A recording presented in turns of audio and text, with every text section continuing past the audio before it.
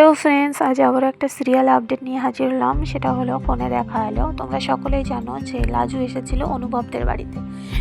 সেখানে লাজু এসে বাড়ির সকলকে বলল, তোমাদের একে খুব গুরুত্বপূর্ণ একটা কথা বলার আছে। বাড়ির সবাই বলল যে হ্যাঁ, কি বলবে, কি গুরুত্বপূর্ণ কথা। তখনই লাজু বলে, তোমাদের বাড়ির বউ বনলতা বেঁচে আছে।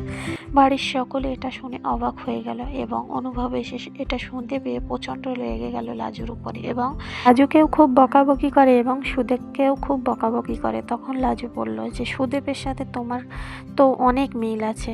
ও যেমন বাড়িতে তুলতে চায়নি তার বউকে, তুমিও তো তোমার বউকে বাড়িতে তুলতে চাও না।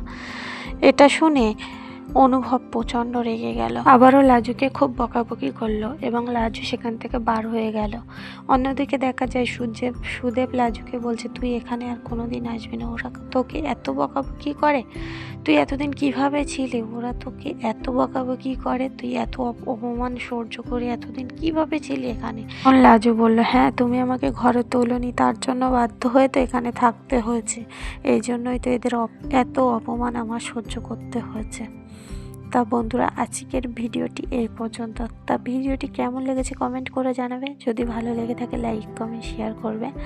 আর আমার চ্যানেলে এমন ভিডিও পেতে চ্যানেলটি সাবস্ক্রাইব করে রাখবে।